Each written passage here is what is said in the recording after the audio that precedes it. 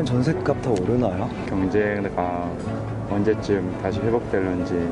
취업에 대한 걱정이 많은데 내년 취업률은 어떻게 될지 궁금합니다. 예, 그렇죠. 내년에 그저 주식이 좀 올라야 되고 부동산도 좀 올랐으면 좋겠습니다. 이제 이것이 좀 궁금하죠.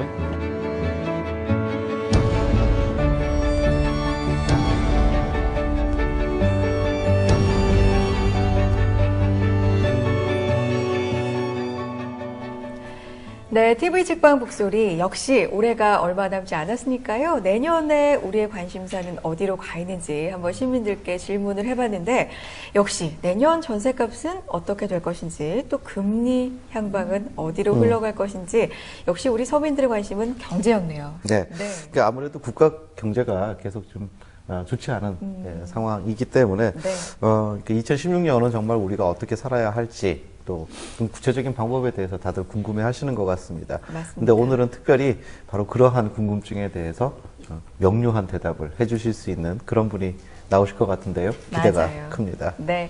자, 요즘과 같은 저성장, 저금리 시대, 과연 우리는 이 경제를 어떻게 봐야 할지 큰 그림을 함께 그려주실 분 오늘 모셔봤습니다. 선대인의 빅피처 선대인 소장님과 함께합니다. 안녕하세요, 소장님. 네, 안녕하세요. 반갑습니다. 반갑습니다. 네. 소장님 요즘 바쁘시죠? 예, 좀 바쁘네요. 원래 안 바쁘게 사는 걸 신조로 살고 있는 사람인데 바빠졌네요. 네. 어떻게 지내세요? 최근에 팟캐스트 패널로 좀 네, 꾸준히. 저는 네. 제가 직접 이제 패널로 고정 출연하는 나는 껍살이다라는 경제 팟캐스트 계속하고 있고요. 네.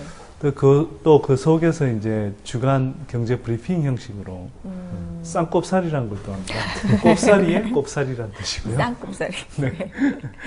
그걸 하고 있고 네. 또 뭐 여러 팟캐스트에도 가끔씩 출연하고요. 최근에는 뭐 말씀하셨지만 선대인의 빅픽처라는 제 이제 신간을 출간해서 네. 또 일정이 굉장히 많아졌습니다. 강연회도 하고 독자들과 간담회도 하고 예.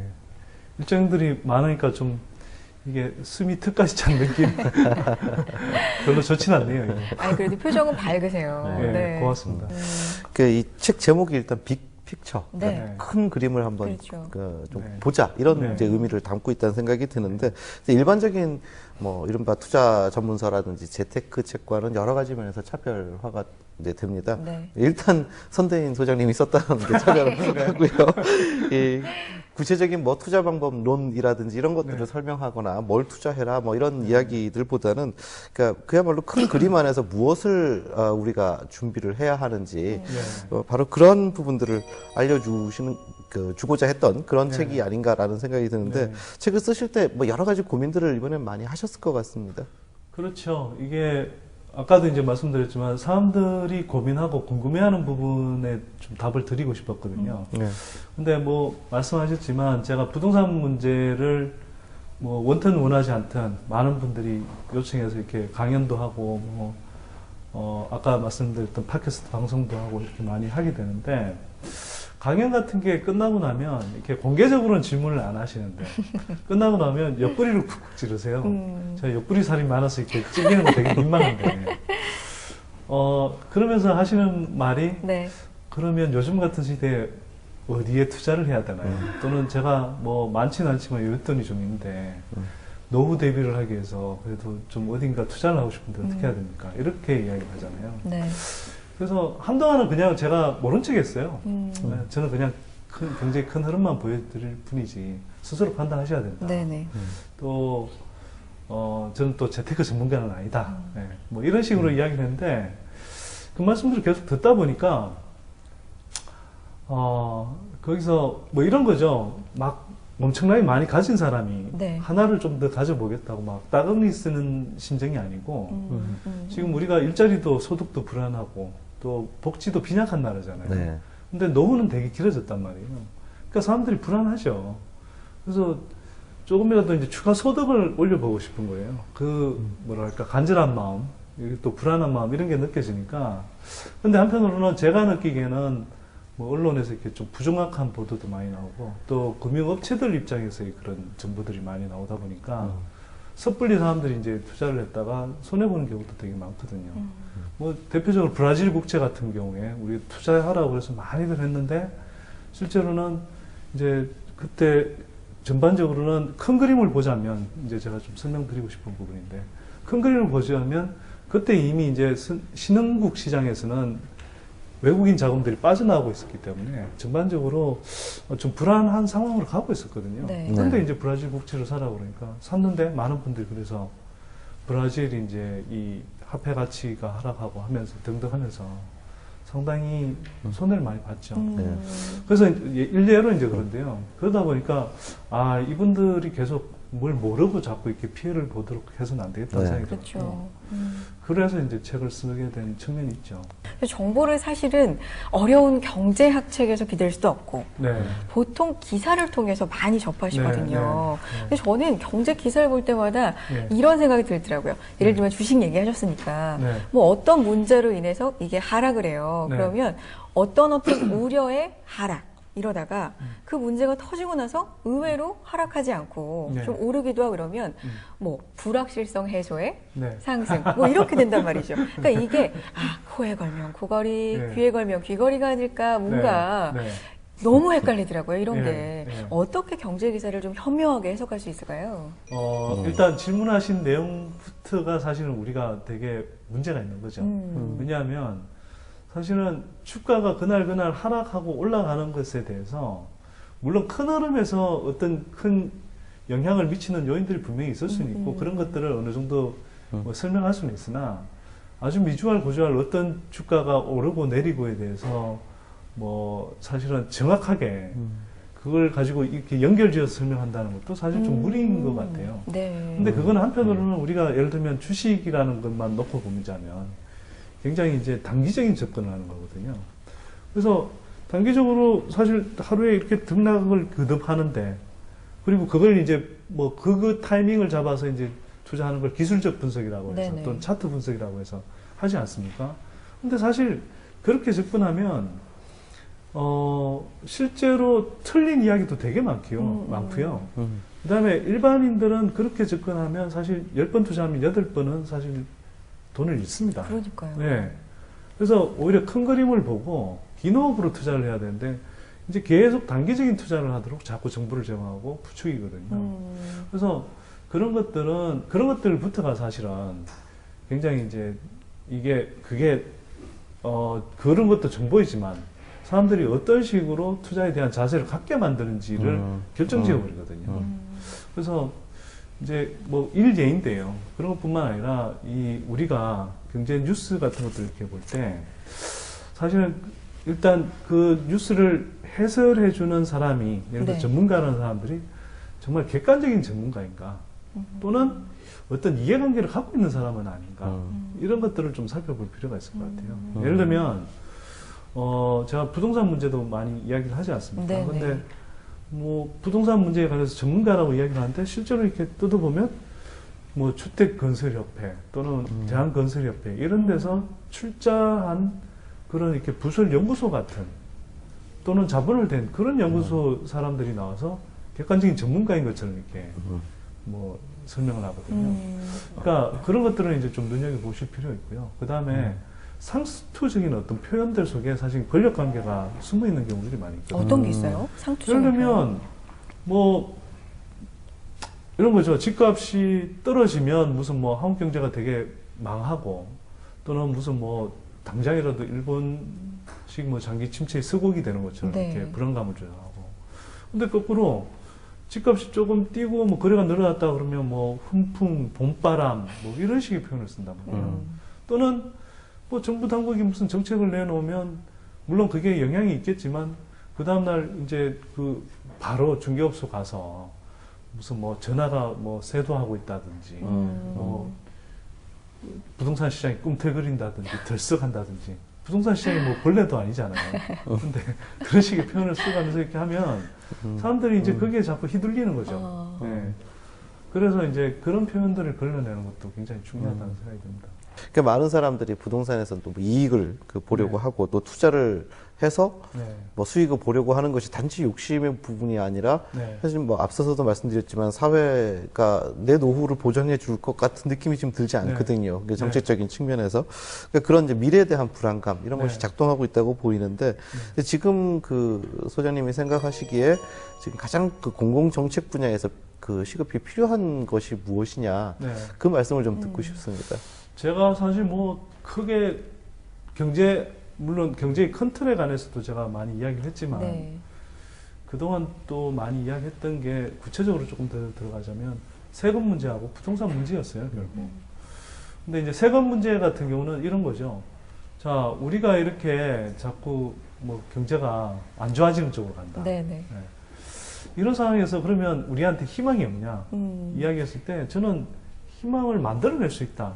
희망은 있고 없고의 문제가 아니고 우리가 만들어내느냐 만들어내지 못하느냐의 문제인데 만들어낸다고 할 때 가장 중요한 자원이 뭐냐? 이 나라의 돈이라는 거죠. 이 나라의 공공의 돈. 우리가 모두가 뭐 돈을 벌면 이렇게 조금씩 떼서 그걸 이렇게 공공의 자금으로 쓰는 거잖아요.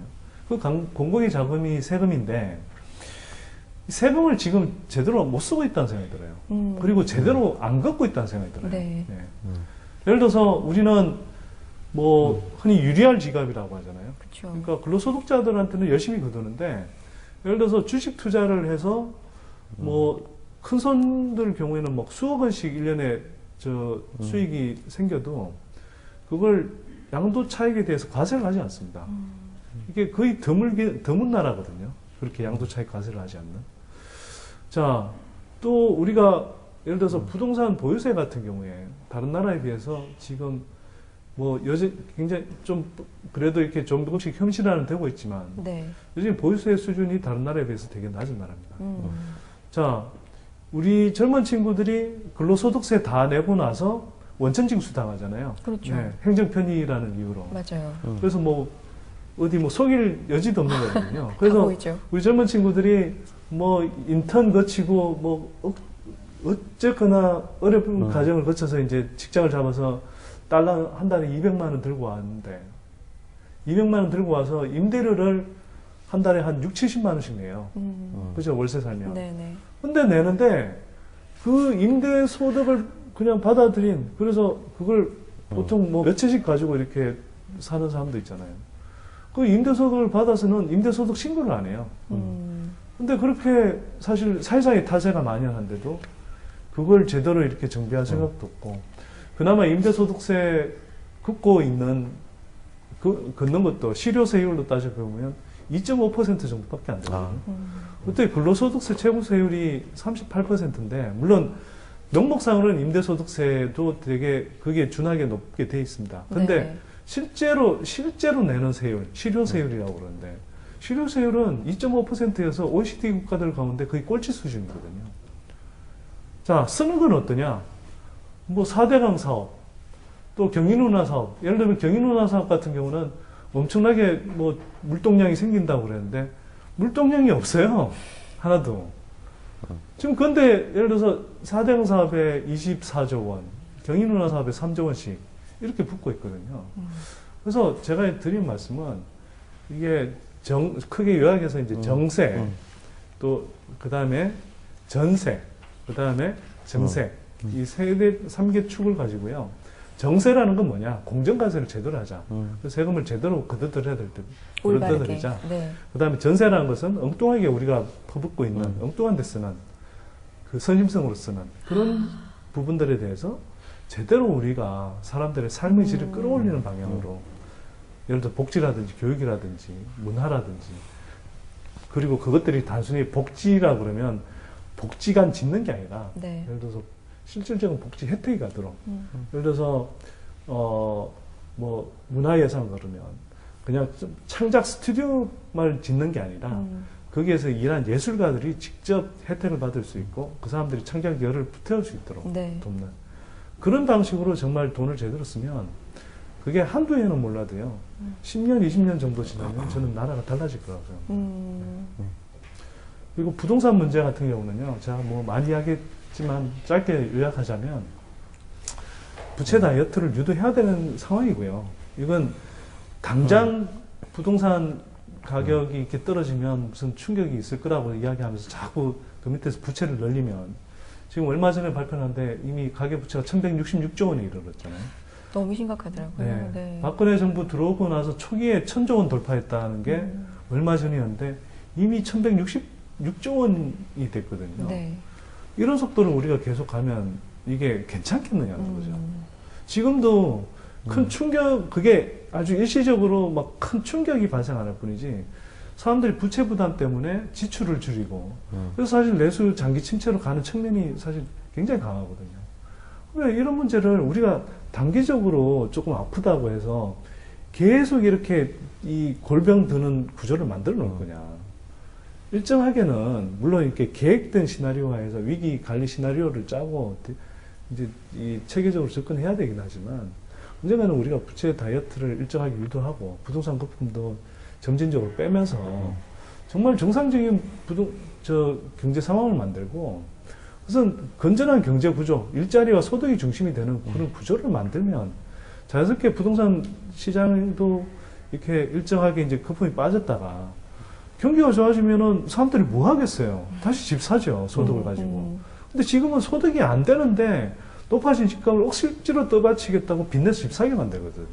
이런 구조는 이제 좀 많이 위험하죠. 예, 네. 이런 구조는 좀 바꿔야 될 것 같고요. 예. 우리가 이제는 좀 OECD 국가들 가운데 공공임대주택 비중도 가장 낮은 수준이거든요. 좀 늘려주고 또 그게 뭐 예산 문제 때문에 힘들다면 예를 들어 협동조합 주택 네. 예, 이런 식으로 많이 할 수 있습니다. 그래서 그런 사형 주택들도 얼마든지 좀 공공에서 디자인만 잘하면 많이 할 수 있거든요. 그래서 그런 정책들을 만들어 가야죠. 그리고 지금 한국은 세계에서 유일하게 선분양제를 채택하고 있는 나라인데요. 이게 그 주택시장 안에서 일방적으로 공급자가 절대 우위에 서게 하는 그런 제도거든요. 그래서 이걸 이제 후분양제로 바꾼다든지 그렇게 하면서 정말 이 주택시장 안에서 이 공급자와 수요자가 균형을 맞출 수 있도록 또 임대차 시장에서도 세입자들의 지위가 뭐 다른 나라들에 비해서 너무 취약하게 돼 있는데 네. 그걸 세입자들의 권리를 강화해주는 방향으로 정상화시켜야죠. 부동산 얘기까지 이렇게 네. 해주셨는데 사실 몇 년 전부터 집 사지 마라.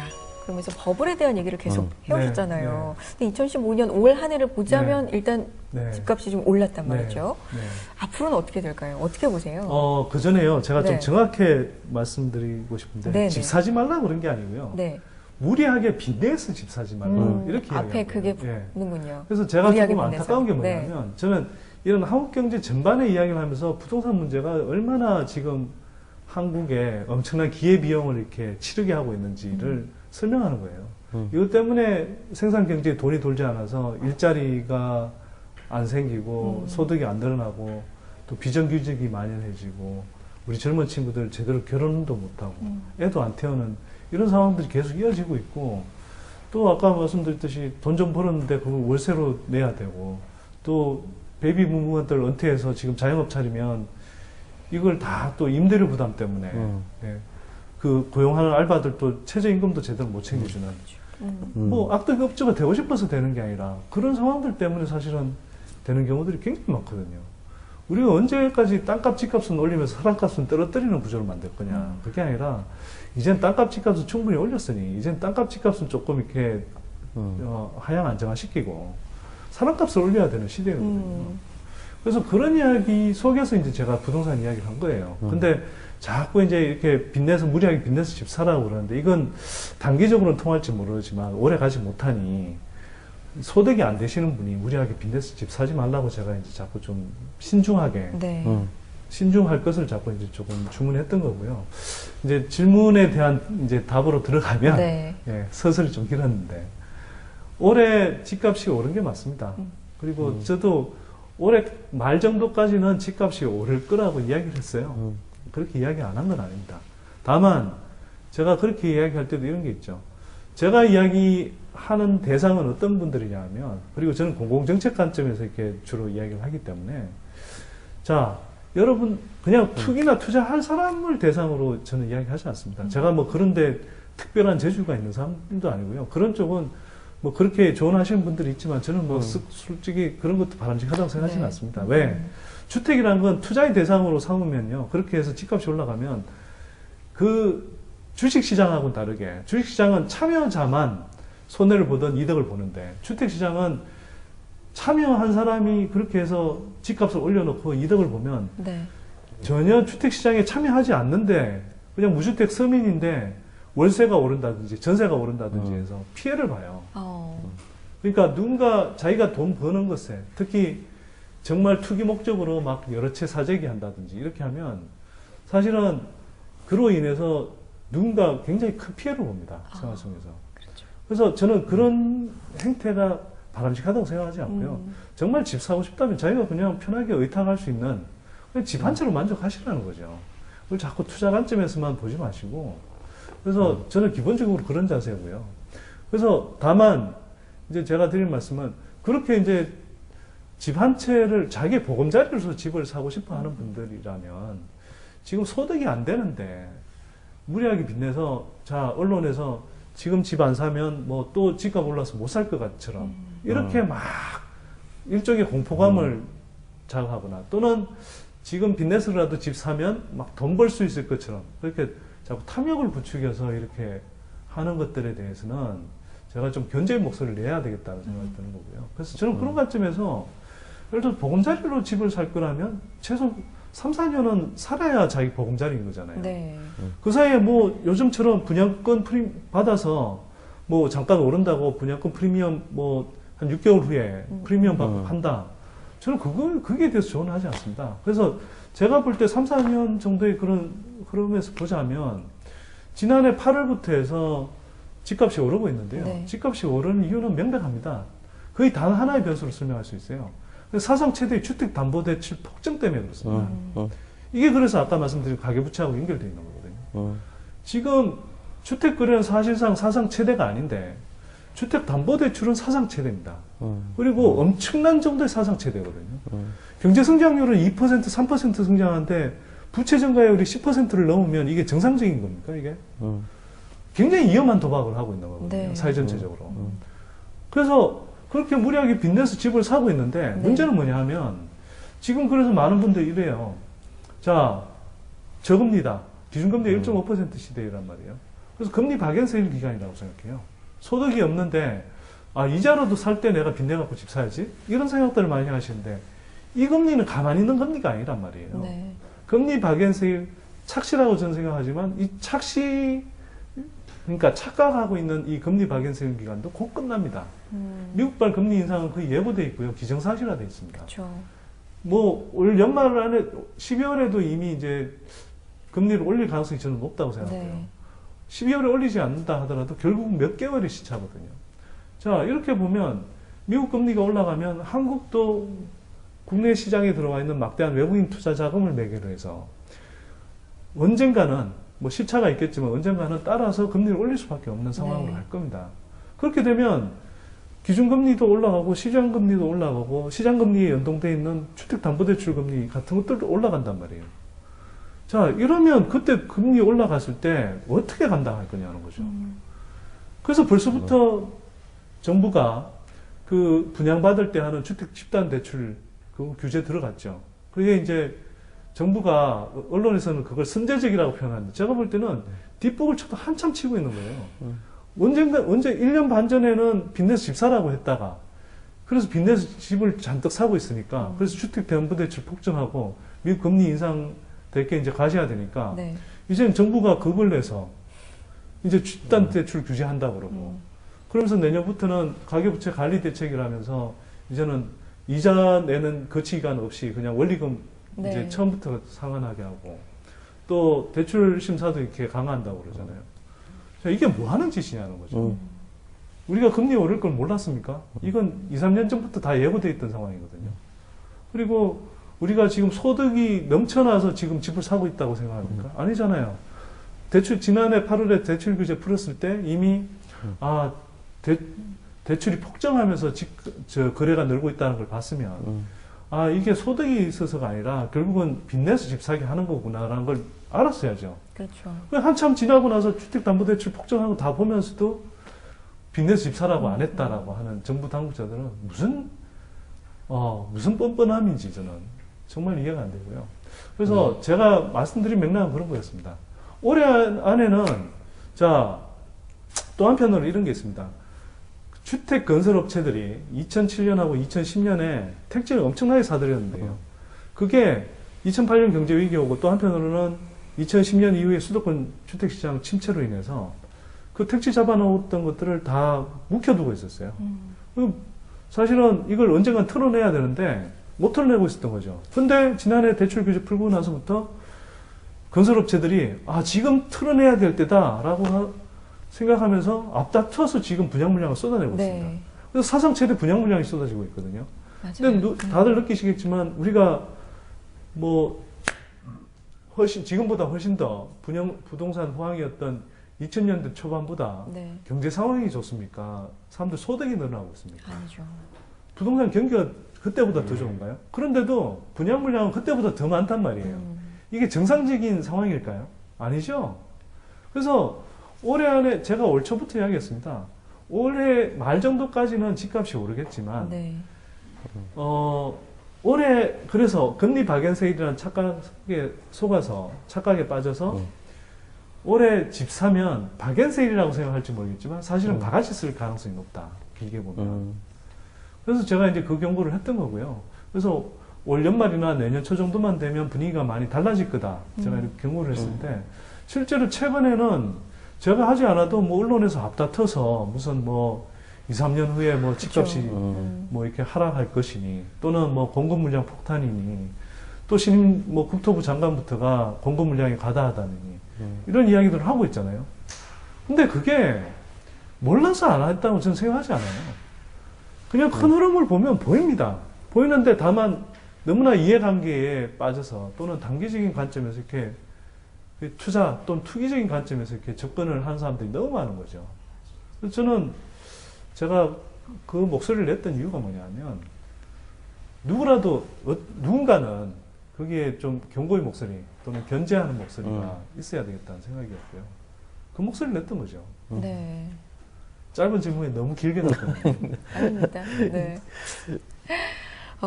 빅픽처. 네. 큰 그림을 보자. 네. 라고 우리는 다 그렇게 받아들였는데, 네. 보니까요, 또 하나 의미가 있더라고요. 네. B-I-G, 빅.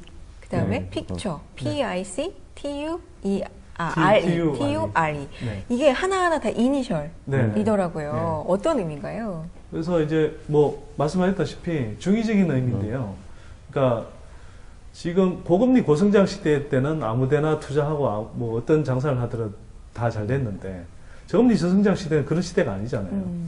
그래서 이런 시대일수록 오히려 이제 굉장히 큰 그림을 읽는 게 굉장히 중요하다라는 의미의 이제 빅픽처이기도 하고 또 한편으로는 이제 말씀하셨다시피 이제 이 머리 글자들 네. 하나하나가 그러면서도 저금리 저성장 시대에 우리가 좀 주목해야 될 어떤 기회 요인들이 뭘까? 이렇게 뽑아보니까 10가지 이제 기회 요인들이 잡히는데 또 머리 글자가 이상하게 빅픽처를 구성하더라고요. 그래서 B면 바이오 헬스케어 또는 뭐 그다음에 이제 인터레스트 레이트 I 같은 게 인터레스트 레이트인데 금리를 이야기하죠. 그래서 이건 기회 요인이기도 하지만 한편으로 계속 주목해야 될 네. 굉장히 중요한 경제적인 변수를 이야기하고요. G는 뭐 그린 뭐 환경 산업, 환경. 네, 녹색 산업을 이야기하고요. 뭐 예를 들면 중간에 뭐 C 같은 건 차이나, 뭐 I 같으면 인도. 인디아, 그다음에 T 같으면 테크 컴퍼니즈, 뭐 예를 들어서 미국이나 또는 중국에 요즘 많이 생겨나고 있는 그런 기술 혁신 기업들 등등을 이야기하는 거죠. 근데 뭐 제 지인 중에 한 분은요, 네. 빅픽처라고 그러니까 제 책 표지를 딱 보더니 네. 빅페이스라고 선대인 소장님 나오신다고 해서 저희가 독자분들한테 네. 경제 문제에 대해서 뭐가 궁금하냐 좀 네. 질문을 받아왔습니다. 독자 질문 보고 이야기 계속 나누죠. 주식에 관심 있는 사람이 많은데 흔히 개인 투자자인 개미 투자자들은 성공하기 힘들다고 많이들 그럽니다. 그렇다면 개미 투자자들에게 성공할 수 있는 비법 같은 거가 있을지 궁금합니다. 최근에 미국 중앙은행에서 금리 인상이라는 말이 있고 지금 중국이 저성장이란 말이 있는데 이게 한국에 어떻게 영향을 미치는지 궁금합니다. 이제 투자를 시작하는 사회 초년생인데 어떻게 투자를 해야 할지 궁금합니다. 알려주세요. 네, 독자 질문 듣고 왔는데 주식 투자에 대한 질문 역시 빠지지가 않습니다. 가장 흔하게 알고 있는 이론, 얘기가 네. 무릎에서 사가지고 어깨 정도에서 팔아라 이런 네. 거잖아요. 당연히 뭐 저가 매수해서 네. 어느 정도 올라왔을 때 사는 네. 게 가장 베스트겠지만 네. 이 타이밍 잡는 게 당연히 힘들잖아요. 네. 그렇죠? 네. 어떻게 하면 됩니까? 그래서 이제 주식에서 가치 투자라는 건 타이밍 자체가 없고요. 그래서 뭐 처음부터 이렇게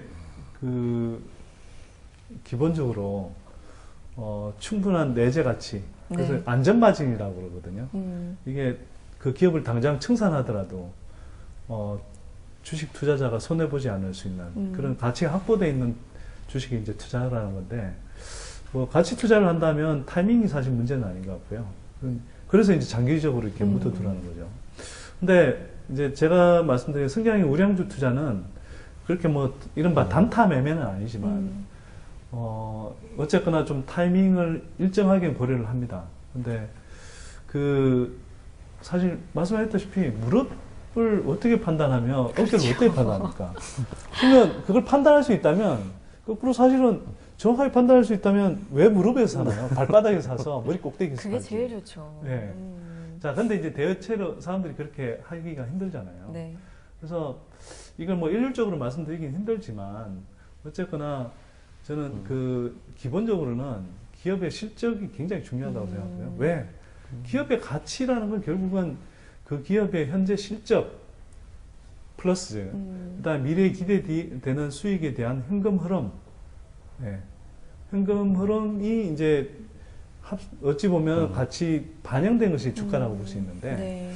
그게 이제 그런 흐름들에 따라서 일정하게 이제 주가가 상승하는 국면으로 이렇게 접어들 때 그걸 확인한 시점 정도면은, 그리고 그게 상당히 그냥 일시적인 상태가 아니라 어느 정도 이렇게 추세를 좀 보이고 있다고 시작되면 그때 그냥 사실한 거죠. 그냥 그걸 무릎이라고 치자는 거죠. 네. 근데 그걸 이렇게 쭉 하고 있으면 보통의 경우에 종목을 잘못 고르지 않았다면 대체로 물론 뭐 매일매일 이렇게 등락이 기복은 있겠지만 네.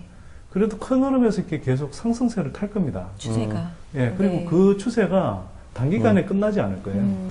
어쨌거나 그런 종목들 보면 몇 년간 계속 상승세가 이어지는 경우들이 있어요.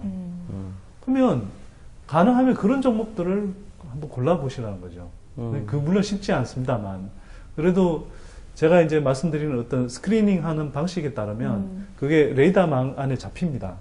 그러면 그 종목들이 어느 정도 이렇게 상승 흐름을 탈 때 그때 사시고요. 그래서 만약 이제 올라가다가 뭐 이건 자기가 정하기 나름인데요. 최근 고점 대비해서 마이너스 10%나 15%가량 떨어지면 일단 무조건은 손절매를 하든, 또 손절매가 아닐 수도 있지만, 손절매가 아니죠. 예를 들어서 한참 올랐다가 여기서 이렇게 주춤한다면 이건 뭐 손해보는 상황은 아니거든요. 그래서 근데 제가 이제 그래서 말씀드리는 건 사전에 어깨를 판단하고 지레 팔지 말고 그렇게 어느 정도 성장성 있는 종목들은 꼭대기를 지나서 떨어진 다음에 그게 이제 마이너스 10에서 마이너스 15%라는 거죠. 그래서 그때 그냥 팔아도 괜찮다. 예. 그래서 이거는 어떻게 하냐면 최악의 경우라도 수익률이 마이너스 10 또는 15% 선에서 이렇게 머무르게 하는 효과가 있고요. 그리고 종목을 잘 골랐다는 전제가 있으면 대체로는 이 정도 떨어져서 팔아도요, 수익률이 굉장히 충분합니다. 그리고 그렇다고 해서 그 종목을 외면하지 말고요, 한번 네. 추세를 보는 거죠. 그래서 이 종목이 다시 부활할 것 같으면 다시 이제 그때 들어가면 되고요. 그렇죠. 그래서 제가 생각하는 그런 타이밍이라는 것은 그냥 그러니까 자기가 먼저 예측해서 이렇게 이거 여기 어깨점일 거야 이렇게 생각해서 뭐 팔거나 그렇게 하지는 마시고요. 다만 중요한 것은 손실을 최대 마이너스 10% 또는 마이너스 15% 이상 보지 않는다. 라는 손절한다. 기준을 갖고 있어야 된다는 거죠. 네. 근데 이 원칙을 기본적으로 좀 지켜가시면요. 제가 해본 경험으로는 수익률이 상당히 납니다. 대체로. 네. 그러시군요. 주식시장 뭐 전반도 그렇고 경제 전반을 볼 때 미국이랑 중국 영향을 네. 안 받을 수가 없잖아요. 그렇죠. 사실 네. 미국 금리 인상 뭐 정해져 있고요. 네. 12월이나 내년 네. 초에 할 거다 이렇게 정해져 있고 중국 성장이 좀 둔화된다. 네. 이것도 상당히 우리를 지금 위협하고 있는데 여기에 대해서 어떻게 보세요? 뭐 미국과 중국은 우리가 이미 이제 G2 글로벌 뭐 2대 강국이잖아요. 네. 그래서 뭐 당연히 한국 경제에도 미치는 영향이 굉장히 크죠. 네. 미국을 보자면 일단 미국은 지금 경기가 일정하게 회복이 되고 있어서 금리 인상이 임박해 있는 상태고요. 그래서 미국이 지금 세계 경제의 큰 흐름을 좌우하고 있는 상황이죠. 2008년 경제 위기 와서 그걸 이제 극복하겠는 차원에서 이제 이 대규모 돈 풀기, 즉 양적 완화 정책을 했었던 거고요. 이제 양적 완화를 종료하고 이게 이제 또 경기가 너무 지나치게 가열되면 안 되기 때문에 그러면 다시 이제 그 브레이크를 밟아야 될 수도 있기 때문에 브레이크를 서서히 나눠서 밟는 과정으로 가고 있는데 그게 이제 금리 인상 이제 과정으로 가고 있는 거죠. 자, 그런 상황이 되면 어떤 문제가 펼쳐지냐. 신흥국에 들어가 있던 외국인 투자 자금들이 이젠 다시 미국이나 또는 상대적으로 조금 뭐 어쨌거나 안정돼 보이는 네. 뭐 EU라든지 일본 쪽으로 이제 돈이 다시 돌아가는 현상이 생깁니다. 한국도 예외가 아니죠. 그렇죠. 그 미국발 금리 인상이 뭐 예고되던 7월, 8월에 차이나 샤크하고 겹치기도 했지만 네, 네. 어쨌거나 외국인 자본들이 빠져나가면서 주가 떨어졌었고요. 네. 또 환율도 올랐었죠. 또 그런 것 때문에 사실은 우리도 미국이 금리를 올리면 언젠가는 이제 따라 올려야 될 수밖에 없는 상황이 좀 펼쳐지기도 하고요. 자, 이렇게 이제 큰 흐름을 이렇게 만드는 게 미국인데 여기에 대해서 우리는 지금 중국 경제 의존도가 굉장히 높지 않습니까? 네. 우리가 이제 사실 교육의 한 25%를 중국이랑 하고 있는데요. 중국 교육 비중이 사실 미국, EU 그리고 어떤 경우는 일본 정도까지 합친 정도로 엄청난 비중을 차지하거든요. 네네. 자, 근데 중국이 지금까지는 우리의 일방적인 수출 대상국이었는데 이제는 우리의 수출 품목들의 상당 부분을 대체 산업을 만들어서 그냥 자국 안에서 대체를 하고 있고요. 또 한편으로는 최대 수출 경쟁국으로 또 올랐는데 이젠 기술 격차도 없고 물량 측면에서는 우리를 압도해요. 그게 이제 조선, 뭐 기계, 네. 철강 뭐 이런 쪽인 거죠. 그리고 이제는 중국하고 상당히 격차가 있다고 생각했던 전자나 자동차 같은 경우도 중국 업체들이 우리 턱 밑에까지 출입해 왔어요. 예를 들어서 삼성전자의 스마트폰에 대항해서 중국의 하웨이나 샤오미폰 등이 굉장히 빠른 속도로 점유율을 네. 이렇게 높이고 있잖아요.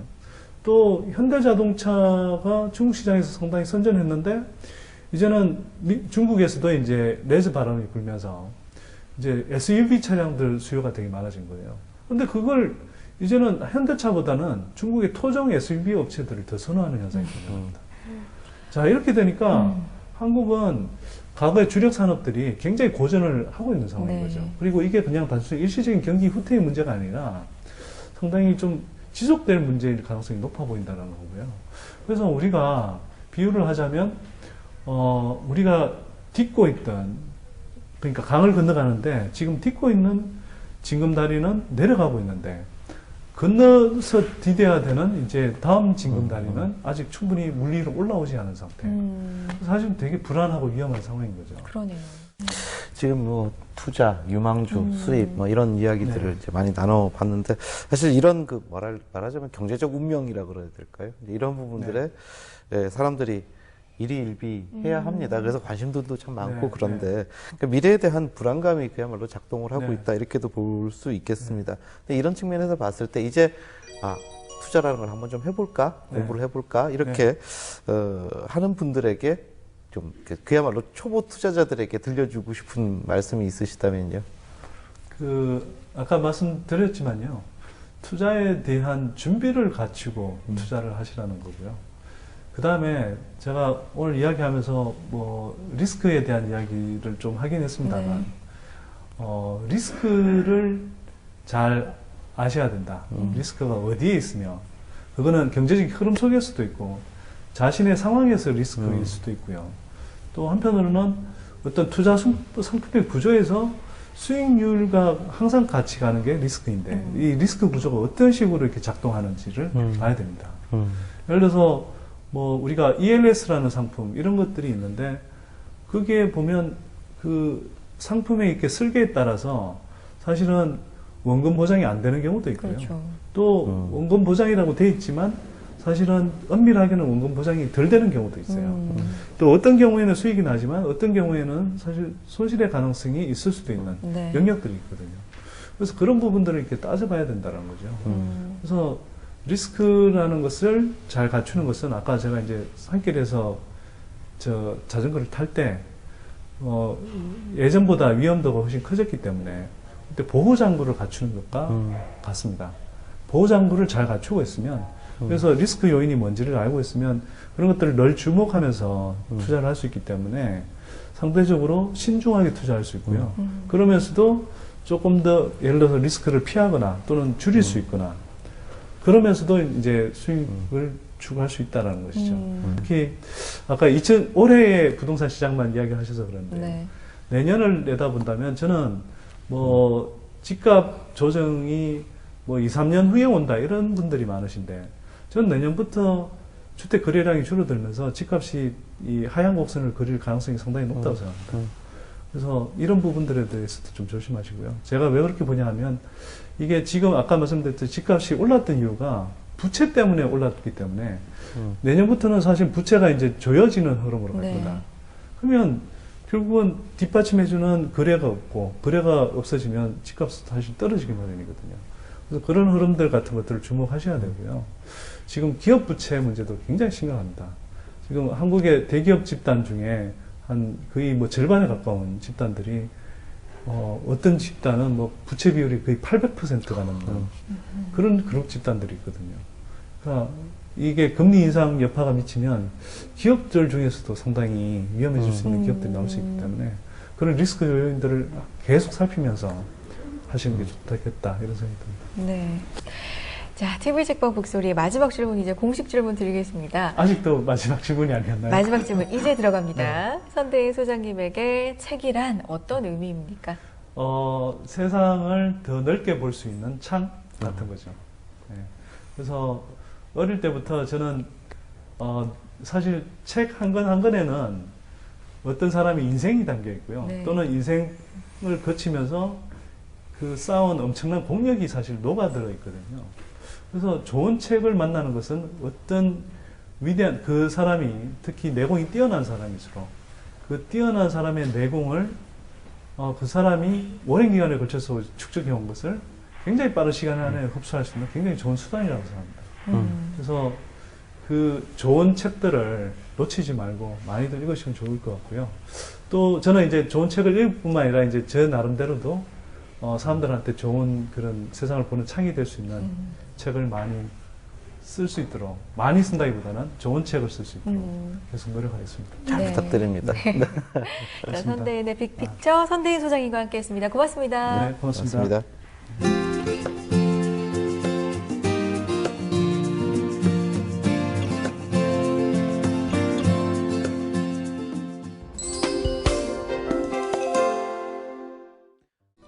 모든 답은 큰 그림 안에 숨어 있다는 선대인 소장의 말처럼 경기 전망이나 부동산 경기, 투자 관점 이런 것들도 무엇을 어떻게 보고 읽어내느냐에 따라서 달라지는 거네요. 네. 네. 그 복잡한 세상을 읽어내는 법 역시 책에 쉽게 다가갈 수 있는 그런 법이 소개되어 있었습니다. 네.